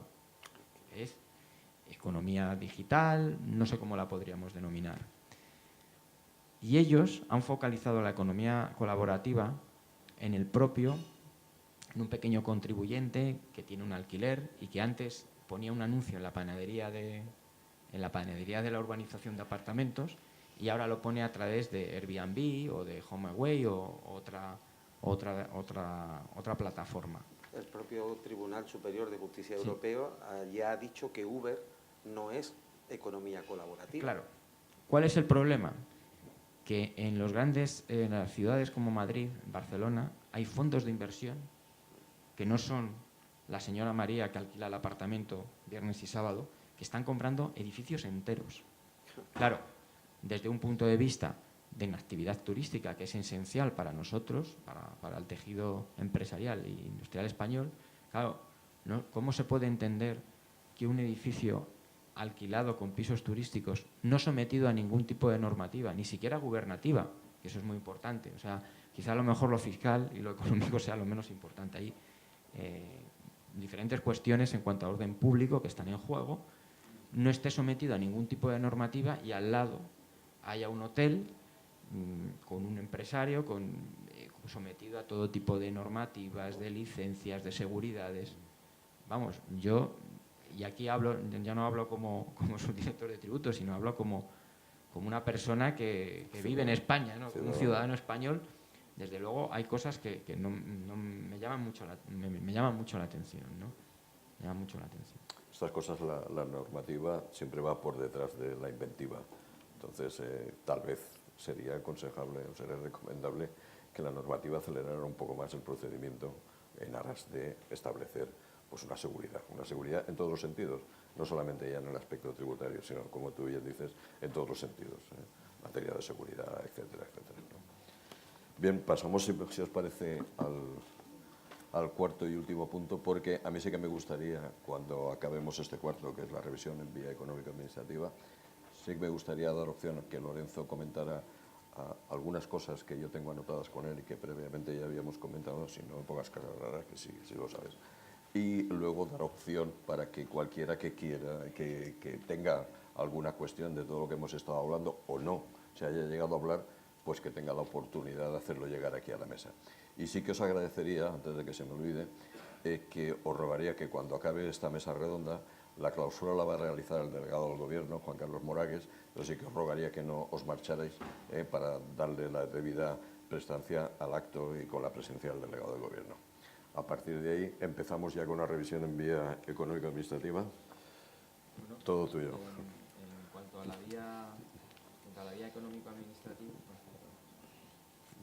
vía económico-administrativa, la verdad es que me lo preguntaron ayer por la noche, hicimos un corrillo, lo estuve explicando, estuve anticipando porque parece que había una ligera inquietud en relación a la cuantía en costas, ¿no? No sé si la cuantía en costas ya se preveía en la Ley General Tributaria, en la modificación que hicimos en la Ley 34/2015. Había habido, bueno, se preveía con anterioridad, pero introducimos una no sé si llamarlo mejora o empeoramiento, ¿no? Depende de la perspectiva en la cual se vea. Nosotros creemos que era una mejora en la medida en que antes quedaba circunscrita al reclamante, es decir, a la persona que interponía la reclamación económico-administrativa, y esa palabra reclamante desaparece en la reforma. Es decir, que en principio, no os quiero asustar, que al revés, yo lo que quiero es tranquilizaros. Por ejemplo, un asesor que interponga una reclamación en la cual concurran los requisitos que ahora os diré, para tranquilizaros, podría en su caso, al menos teóricamente, ser condenado en costas, ¿vale?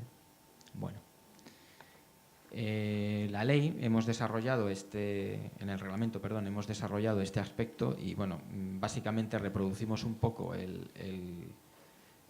lo que ya venía recogido en la Ley General Tributaria. Hemos puesto las cuantías, ¿no? Y en primer lugar yo lo que quería era tranquilizaros, ¿vale?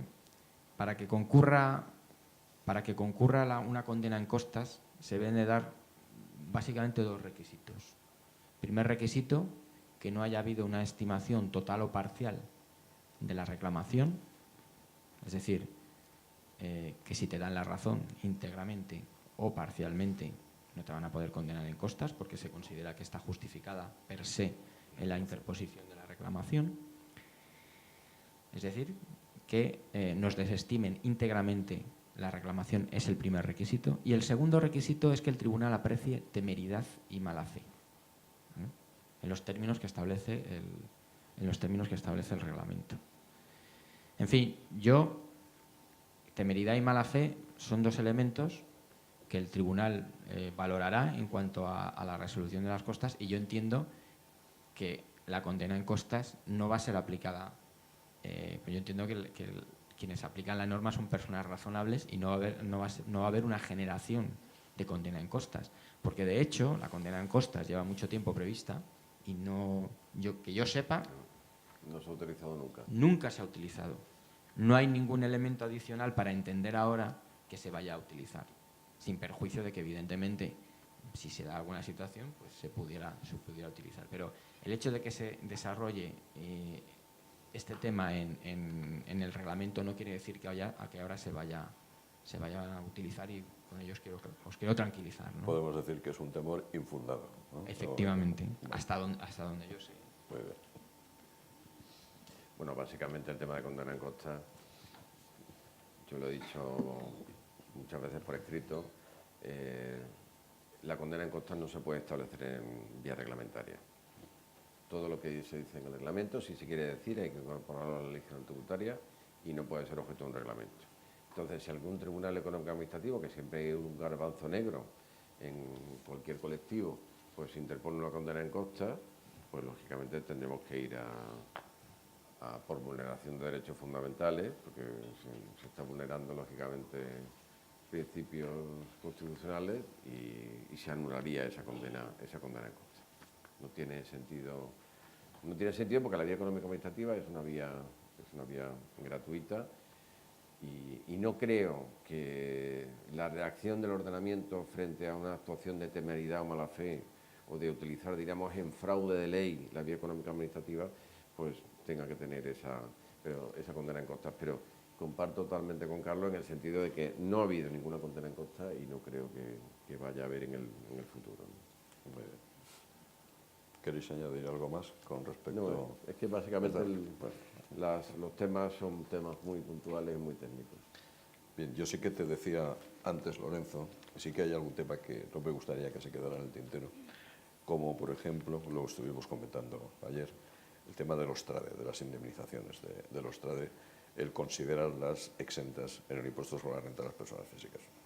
Pues yo, por hacer una reflexión general, porque hoy, cuando hablamos de crecimiento de autónomos y demás, mucha gente dice que el crecimiento de autónomos se debe a los falsos autónomos. Yo en esto quiero poner primero, decir que falsos autónomos en estos momentos en España hay menos que en el año 2007. En el año 2007 había 750.000 autónomos que estaban en la construcción. No quiero decir ahí la forma encubierta de trabajo asalariado que había. Es verdad que ahora cada vez más en los sectores profesionales, en el periodismo y en algunas actividades, entre comillas, cooperativas de trabajo asociados, hay formas encubiertas de trabajo asalariado. Pero la mejor forma, esto es un tema que nosotros vamos a presentar en la subcomisión, yo comparezco el día 18, en la subcomisión del RETA, y creemos que hay que dar seguridad jurídica al TRADE. La mejor forma de combatir el falso autónomo es que el TRADE no tenga que tener contrato, ni tenga que pactar o acordar con la empresa un contrato. Basta el mero reconocimiento del TRADE para que se le reconozcan los derechos que tiene el TRADE reconocido. Lo que no es lógico que, según la EPA, en España hay 300.000 personas que trabajan predominantemente o prácticamente en exclusiva para una sola empresa, trabajadores por cuenta propia, y solo 10.000 estén registrados. Algo falla. Algo falla. Claro, esto hace que uno de los problemas que tengamos es que en España pues, se esté utilizando formas encubiertas de trabajo asalariado. Porque cuando desarrollamos en el año 2007, el Estatuto del Trabajo Autónomo, tú lo has dicho en mi presentación, yo soy agente comercial. Yo he sido trabajador autónomo económicamente dependiente muchos años y utilicé mi experiencia personal para intentar que la ley cumpliera esos objetivos. ¿Por qué? Porque tú tenías que tener un mes de vacaciones.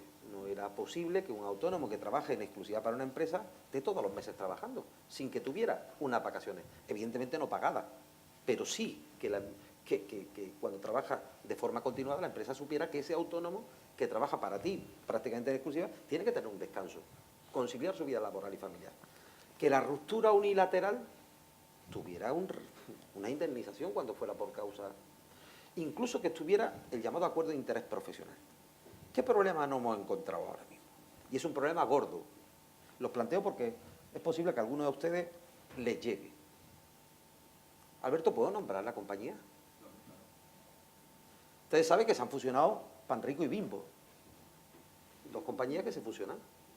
En esa fusión, como todas, sobran trabajadores asalariados, sobran rutas y por tanto sobran autónomos. Cuando sobran trabajadores asalariados, ERE, 20 días por año. Indemnizaciones, exentas de tributación. Trabajadores autónomos económicamente dependientes, en Panrico 800, hasta ahora. Sobran 460. Hay reconocido en un acuerdo de interés profesional indemnizaciones de 45 días por año. Se pacta con los representantes de los autónomos 20 días por año. Esos 20 días por año lo que corresponda a la suma de los rendimientos profesionales, para tener que tributar alguno entre el 30 y el 40%. ¿Por qué? Porque son rendimientos de actividades económicas, ¿no? Bueno, en el TRADE no puede considerarse eso porque es una indemnización. Yo, si me permites... Y entonces, ayer lo hablaba con Carlos, tenemos que buscar un mecanismo, la Dirección General de Tributos, Hacienda tiene que buscar un mecanismo para que esos 10.000 autónomos económicamente dependientes reconocidos, algunos de ellos, la inmensa mayoría, con un acuerdo entre las partes, firmado y registrado, que es un acuerdo de interés profesional. Oiga, cuando hay un caso de esto, no puede ser reconocido como rendimiento profesional. Fíjate que se va a dar el caso, en esta compañía, se va a dar el caso, todos los repartidores que ven ustedes con las furgonetas del donut son autónomos. Pero, sin embargo, los que transportan los camiones son asalariados. No solamente sobran repartidores de donut ni trabajadores de la fábrica, también sobran transportistas asalariados. Se va a dar el caso que el transportista asalariado va a tener una indemnización sin tener que tributar, exenta de tributación, pero, sin embargo, el transportista autónomo le va a caer entre un 30 y un 40% de pérdida sobre esa indemnización. Sí, pero esa es la única solución que tiene, es una exención. ¿Me permites un inciso? A mí me gustaría intentar provocar la intervención de una persona que está aquí presente en la sala, profesora de Derecho del Trabajo, porque en ese tema yo creo que es una opinión más que cualificada para que se pronunciara en este asunto. Gemma, lo siento, pero que te hagan llegar un micro, por favor. Bueno, vale. A ver, efectivamente, la indemnización de un trabajador por cuenta ajena es, como no tiene la concepción de salario en el Estatuto de los Trabajadores, sino de percepción extrasalarial, está exenta de tributación. Es verdad que la última reforma ya no está exenta de tributación al 100%, sino Claro. hasta la cuantía del despido improcedente. Pero tenéis toda la razón, porque los efectos son los mismos. En el caso de los trabajadores por cuenta ajena, como se considera rendimiento de trabajo y la indemnización no tiene el concepto de salario, efectivamente, como estáis diciendo, esos trabajadores por la indemnización de los 20 días no tributan. En el caso del TRADE, como no se considera rendimiento de trabajo, sino de actividad económica, la indemnización entra en el PAC y por lo tanto se produce el agravio comparativo que siempre se produce en el RETA respecto del trabajador asalariado, que percibiendo una misma cuantía por un mismo hecho, las consecuencias jurídicas son completamente distintas. Y lo peor de todo es que no te lo considerarán discriminatorio, ni se podrá atacar por ahí, porque te dirán que la realidad de partida no es la misma, porque el trabajador, por ser trabajador, tener dependencia, ajenidad, tiene una protección del ordenamiento jurídico laboral, y el TRADE, pese a ser económicamente dependiente, por tener el concepto de autónomo y ser trabajador por cuenta propia, es una persona a la que no se le aplica 100% el ordenamiento laboral. Y estoy completamente de acuerdo, es muy injusto que el mismo hecho causante tenga dos consecuencias tan distintas. Pero también es verdad que la solución, o lo proponéis como estáis diciendo, o se dicta una instrucción o se cambia la norma, o poca solución hay más, la verdad. Sí, sí, no, Pero claro. sí, estoy completamente de acuerdo con O todo sea, lo que estáis cuidado que diciendo. estamos hablando, fíjate que yo no lo extendería a todos los trades, lo extendería solamente a aquellos trades que tienen acuerdo de interés profesional y por tanto reconocido en ese acuerdo de interés profesional la posibilidad de indemnización en caso de ruptura unilateral por parte de la empresa. No lo reconocía a todos los trades, porque evidentemente los trades pueden tener indemnizaciones que puedan ser rendimientos profesionales. ¿De acuerdo? Porque el acuerdo de interés profesional equivale legalmente a un convenio colectivo. Es igual, lo que ocurre es que el acuerdo de interés profesional es igual, pero lo que pasa es que el acuerdo de interés profesional solo afecta al que se suma. Sí, Es decir, el convenio colectivo, bueno, es que la pregunta, el convenio colectivo es que sí, tiene el respaldo de derecho fundamental. Entonces, es verdad, bueno, es que no quiero empezar a hablar de negociación colectiva porque es verdad que en los últimos años han pasado cosas que no sé cómo calificarlas, un tanto atípicas. Por ejemplo, se ha permitido, por poner un ejemplo, que el artículo 41 del Estatuto permite modificar sustancialmente las condiciones de trabajo. Es una barbaridad jurídica. Con un acuerdo individual, representantes de los trabajadores, no de la Constitución, sino nombrados ad hoc, y empresa, lo que hemos visto, hacer un descuelgue salarial o una inaplicación de no convenios colectivos estatutarios, pero lo que vendría a ser tendría la misma consideración que un acuerdo de interés. Aún así, con un consentimiento de 4 de una comisión ad hoc te puedes descolgar de un convenio. Estás permitiendo que a nivel de abajo te descuelgues de algo que tiene valor jurídico de norma. Todo el mundo decía, esto es inconstitucional, todo el mundo escribiendo, es inconstitucional, esto es una barbaridad jurídica, la protección que tiene el convenio colectivo estatutario no la tiene nada. Llega el Constitucional y el Constitucional dice, es constitucional. Con lo cual, a la pregunta dogmática, a la respuesta dogmática tiene el mismo valor, en teoría, con la Constitución en la mano no. En la práctica, con lo que estamos viendo, están teniendo soluciones parecidas. Hay una cosa muy clara, el acuerdo de interés profesional lo firman las organizaciones representantes de los trades con la empresa y afecta solamente a los socios, afiliados, asociados de esas organizaciones que quieren estar en el acuerdo de interés profesional. No tiene eficacia jurídica, eficacia generalizada. Es lo que nosotros denominaríamos un convenio colectivo extraestatutario. Exactamente. Al margen del estatuto, con valor contractual y no valor normativo. Pues la única solución que tiene la problemática que planteas es que la ley de presupuestos se incorporara una modificación de la ley de renta. Algo hay que hacer. Estableciendo una exención en este supuesto cuando haya ese acuerdo. Pero tiene que ser por ley, ¿eh? O sea, tiene que ser por ley, si no... Nosotros hemos hecho ya llegar la propuesta Claro. a la Dirección General de Tributos. Nos consta que la Dirección General de Tributos la está mirando con cariño y, bueno, vamos a ver si ese cariño se traslada en realidad normativa. Yo lo que pasa es que quería hacer una reflexión un poco más general. Me da la sensación de que muchos problemas, y bastante importantes, se generan y, o sea, aquí estoy hablando como una persona, digamos, externa, que tengo unos conocimientos más bien muy vagos que me quedaron de cuando hice la carrera, ¿no? de derecho del trabajo, ¿no? De derecho laboral. Pero me da la sensación de que muchos problemas que se generan no solamente en el derecho laboral, sino que pasan a otras disciplinas adjetivas, como dice Javier, como el derecho tributario, vienen de una situación que es llamar, o sea, somos esclavos de un concepto que hemos inventado cuando sabemos que no es verdad. O sea, porque cogemos trabajadores que es eso de dice, bueno, hace cuá, tiene pico, va andando así por esa, parece un pato, luego será un pato, ¿no? Entonces, con los trabajadores autónomos, económicamente dependientes y todo esto, estamos utilizando en realidad como sofismas y nos estamos remitiendo a trabajadores Sí, pero aquí, que en cierta forma... en este o sea, caso porque- del que hablamos, perdona Carlos, en este caso Sí. que hablamos, hay que tener en cuenta que el transportista Sí, con vehículo propio y autorización administrativa Claro. fue expulsado del Estatuto de los Trabajadores y le obligaron a hacerse autónomo.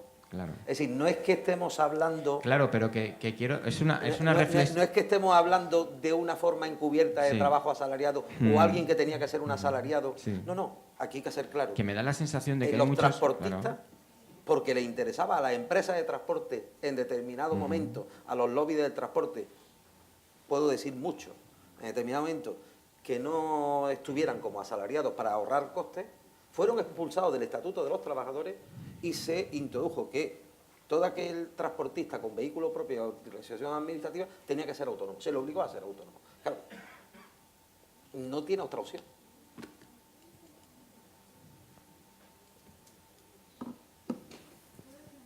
Claro.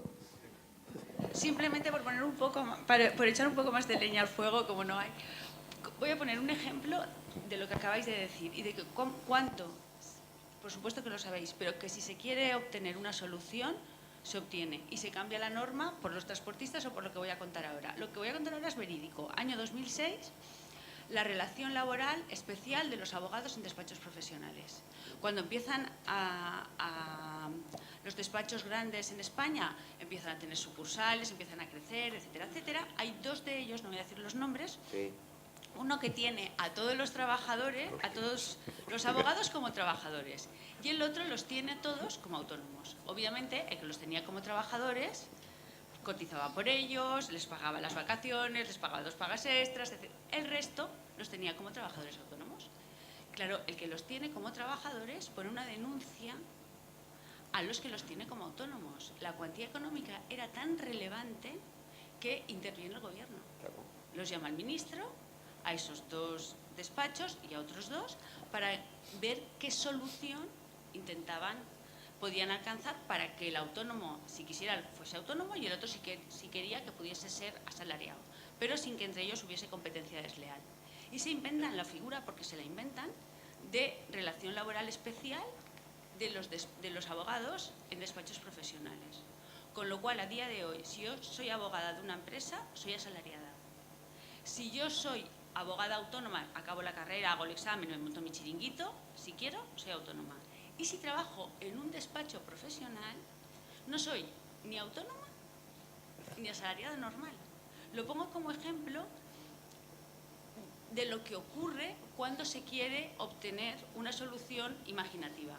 Y que cuando efectivamente hay poder arriba y se tiene que llegar a un acuerdo, se llega a un acuerdo, pase lo que pase, inventando incluso una tercera vía. Que ahora está... Fíjate que yo he dicho una cosa que lo digo porque aquí todo el mundo se llena la boca de que hay que luchar contra el falso autónomo. Gemma, para mí la mejor fórmula de luchar contra el falso autónomo es permitir que el que es trade se identifique, no tiene que comunicarlo ni a la empresa ni a nadie, solo a un registro de la Seguridad Social, soy trade, que trabajo en exclusiva para una empresa o para un conjunto o grupo de empresas que tiene una misma contrata. Cuidado, que en esto estamos viendo prácticas de mucho tipo. Él se registra y ya está. Con lo cual, el día de mañana, ante la inspección, ante quien tenga que actuar, soy trade y por tanto he reconocido todo lo que tiene el Estatuto de los Trabajadores, del Trabajo Autónomo. Bueno, pues estoy convencido que eso no se va a conseguir. ¿Por qué? Porque va a haber un grupo importante de lobby empresarial que no le va a interesar reconocer unas vacaciones a unos señores o una indemnización en caso de una ruptura injustificada. Pero claro, nos llenamos la boca de que en España tiene que haber derechos y de que hay que combatir el falso autónomo. El trabajo amistoso, benévolo de buena vecindad, con lo que contabais antes de la economía colaborativa, es que es tan amplio, la realidad va tan rápido que las normas no dan abasto. Pero no nos olvidemos una cosa, cada día en España, como en el resto de Europa, Estados Unidos un ejemplo, cada día hay más llamados trabajadores independientes que dependen de una o varias empresas. El autónomo del comercio, el autónomo de la industria, el autónomo no es el futuro autónomo. El futuro autónomo sois vosotros, son personas que trabajan para profesionales. Eso lo va a ver cada día. Cada día va a haber más dependencia en exclusiva de una o varias empresas y esto hay que solucionarlo. Gracias, Gemma. Muchas gracias. Yo desearte suerte el día 18, ¿no? Has dicho que tienes la subcomisión. Ya estaremos en contacto para que nos vayas diciendo todas las novedades que se vayan produciendo en el tema de los trabajadores autónomos.